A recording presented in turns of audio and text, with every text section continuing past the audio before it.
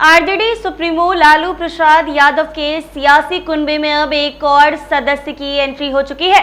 लालू राबड़ी के दूसरे नंबर पर जन्मी बेटी रोहिणी आचार्य सारण लोकसभा सीट से आरजेडी की उम्मीदवार है। सोमवार को सोनपुर के बाबा हरिहरनाथ मंदिर में पूजा अर्चना के बाद उन्होंने अपने चुनाव प्रचार का श्री गणेश कर दिया है। रोहिणी पेशे से डॉक्टर हैं और शादी के बाद अपने पति के साथ सिंगापुर में रहती है। रोहिणी आचार्य की एक और पहचान है कि अपने पिता लालू के लिए उन्होंने किडनी डोनेट कर दिया है। इससे देश भर में उनके प्रति उपजी सहानुभूति की लहर वर्षों से बिहार की राजनीति को लेकर आते रहे। उनके सोशल मीडिया पोस्ट पर उनकी राजनीतिक महत्वाकांक्षा का पहले से ही संकेत दे रहे थे। सियासत में एंट्री के बाद रोहिणी आचार्य लालू परिवार की छठी सदस्य होंगी। आरजेडी प्रमुख लालू प्रसाद यादव कानूनी व्यवधान के कारण अब सक्रिय राजनीति में तो नहीं है, लेकिन परिवार और पार्टी के लिए वो चाणक्य की भूमिका निभाते रहे हैं। लालू विधायक, सांसद, सीएम और केंद्रीय मंत्री रह चुके हैं। पशुपालन घोटाले में लालू की जब गिरफ्तारी हुई तो उनकी पत्नी राबड़ी देवी ने सीधे सीएम कर राजनीति में कदम रखा। फिर बड़ी बेटी मिसा भारती का राजनीति में प्रवेश हुआ। मिसा भारती ने 2014 में राजनीति में प्रवेश किया। उन्होंने पाटलिपुत्र लोकसभा सीट से कभी आरजेडी में रहे और बाद में भाजपा में शामिल हुए। रामकृपाल यादव के खिलाफ चुनाव लड़ा, उन्हें कामयाबी नहीं मिली। 2019 में भी मिसा ने पाटलिपुत्र से लोकसभा का चुनाव लड़ा, तकरीबन 38,000 वोटों से वो हार गई। वर्ष 2016 में मिसा राज्यसभा के द्वितीय वार्षिक चुनाव में आरजेडी के टिकट पर निर्विरोध निर्वाचित होकर सांसद पहुंची। मिसा इस बार भी पाटलिपुत्र से आरजेडी की उम्मीदवार है। इस बार भी उनका मुकाबला भाजपा के रामकृपाल यादव से होना है। रोहिणी आचार्य लालू प्रसाद यादव और राबड़ी देवी की दूसरी संतान है। अविभाजित बिहार में वो जमशेदपुर के एजीएम कॉलेज से एमबीबीएस कर रही थी, तभी उनकी शादी समरेश सिंह के साथ हो गई। समरेश के पिता लालू प्रसाद यादव के कॉलेज के दोस्त थे। समरेश सिंगापुर में रहते हैं। वो एवरकोट पार्टनर्स नाम की कंपनी में मैनेजिंग डायरेक्टर हैं। रोहिणी भी उनके साथ ही सिंगापुर में रहती है। रोहिणी बिहार की राजनीति को लेकर सोशल मीडिया प्लेटफॉर्म पर काफी सक्रिय रहती हैं। एक बार तो उन्हें बिहार का डिप्टी सीएम बनाने की भी अफवाह हो रही थी। यह वही मौका था जब तेजस्वी यादव के खिलाफ बेनामी संपत्ति का मामला सीबीआई ने उजागर कर दिया था। भय था कि सीबीआई तेजस्वी यादव को गिरफ्तार कर सकती है। ऐसे में परिवार के किसी बेदाग चेहरे के नाम पर रोहिणी को डिप्टी सीएम बनाने की चर्चा छिड़ी। दरअसल बेनामी संपत्ति मामले में लालू राबड़ी व तेजस्वी यादव के अलावा लालू की बड़ी बेटी दामाद मिसा भारती और शैलेश कुमार के नाम पर भी शामिल है। इसी वजह से रोहिणी का नाम उछला था। यह चर्चा इसीलिए भी थी कि पशुपालन घोटाले में जेल जाने के बाद लालू ने बिहार के सीएम पद से इस्तीफा देकर अपनी पत्नी राबड़ी देवी को सीएम बना दिया था। माना जा रहा था कि उसी पैटर्न पर रोहिणी को लाया जाएगा। 2008 में हुए परसिमन के पहले सारण लोकसभा क्षेत्र छपरा लोकसभा क्षेत्र के नाम से जाना जाता था। सारण लोकसभा क्षेत्र का पहला चुनाव 2009 में हुआ। आरजेडी के लिए यह सीट लकी इसीलिए रही क्योंकि पहले ही चुनाव में लालू प्रसाद यादव से यहां से जीत दर्ज की। राजीव प्रताप रूडी भाजपा के उम्मीदवार थे। हालांकि 2014 में राजीव प्रताप रूडी ने आरजेडी प्रत्याशी और बिहार के पूर्व सीएम राबड़ी देवी को 40,000 वोटों से पराजित किया।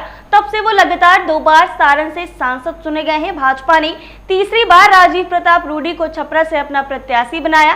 वर्ष 2019 के लोकसभा चुनाव में लालू यादव के समधी और बिहार के भूतपूर्व सीएम दारोगा प्रसाद राय के बेटे चंद्रिका राय को आरजेडी ने मैदान में उतारा। उन्हें 1 लाख वोटों से राजीव प्रताप रूडी ने हराया था। चंद्रिका प्रसाद राय की बेटी ऐश्वर्या राय से लालू के बड़े बेटे तेज प्रताप यादव की शादी हुई। विवादों के कारण मामला अदालत तक पहुंचा, यानी लालू परिवार से चंद्रिका प्रसाद राय की तानातानी चल रही थी। आजादी के बाद पहली बार 1957 में छपरा लोकसभा सीट पर चुनाव हुआ था। तत्कालीन प्रजा सोशलिस्ट पार्टी के राजेंद्र सिंह जीते थे। उसके बाद 62, 1967 और 71 में कांग्रेस के रामशेखर प्रसाद सिंह लगातार जीते। इमरजेंसी के बाद 1977 में जनता पार्टी के बैनर तले लालू यादव से चुनाव लड़ा और जीत दर्ज की। साल 1980 में सत्येंद्र सिंह और 1984 में राम बहादुर सिंह जीते। जनता दल के टिकट पर लालू प्रसाद यादव ने 1989 में जीत दर्ज की। जनता दल के ही टिकट पर 91 में लालू राय विजयी हुए। बीजेपी ने पहली बार 1966 में यहां पर खाता खोला। राजीव प्रताप रूडी के भाजपा के टिकट पर जीत पर लोकसभा चुनाव पहुंचे। 98 में आरजेडी के हीरालाल राय से रूडी हार गए। रूडी ने मैदान नहीं छोड़ा और 1999 में वो बीजेपी के दोबारा सांसद बने। इलाका होने के कारण लालू यादव के मन में इस सीट के प्रति मोह हमेशा रहा है। लालू यादव 2009 में भी अखाड़े में उतरे हैं और इस बार राजीव प्रताप रूडी को हरा दिया। हालांकि 2014 से यह सीट लगातार भाजपा के कब्जे में रही और रूडी सांसद चुने जाते रहे हैं। सारण लोकसभा क्षेत्र में 6 विधानसभा क्षेत्र आते हैं। इनमें सोनपुर, मरौरा, गरखा, अमनौर, परसा और छपरा है। सारण में 16,67,253 मतदाता हैं। इनमें संवैधानिक तकरीबन 4.5 लाख यादव वोटर बताए जाते हैं।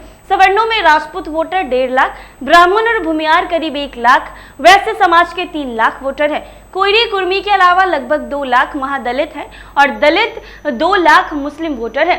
लालू यादव का दबदबा यहाँ इसीलिए माना जाता है कि रेल मंत्री रहते उन्होंने 4 रेल कारखाने सारण में लगवाए हैं। रोहिणी आचार्य की राह आसान भी नहीं है। अव्वल तो सवर्ण और दलित महादलित वोटर शायद ही उनके साथ आएंगे, इसीलिए कि सवर्ण भाजपा से पारंपरिक वोटर रहे हैं और नीतीश कुमार की वजह से दलित महादलित वोटर उनके पक्ष में खड़े होते रहे हैं। वैसे भी एनडीए के पास बिहार में अभी 2 दलित चेहरे हैं, पूर्व सीएम जीतन राम मांझी और चिराग पासवान। इससे भी बड़ी बाधा रोहिणी के राह में उनकी भाभी ऐश्वर्या राय बन सकती हैं। ऐश्वर्या के साथ लालू परिवार के सलूक के स्थानीय यादव में नाराजगी हो सकती है। ऐश्वर्या के पिता चंद्रिका राय का साथ मिलना भी संदिग्ध है, क्योंकि उनके मन में जरूर यह बात सताती होगी कि उनकी बेटी का भविष्य लालू परिवार ने बर्बाद कर दिया।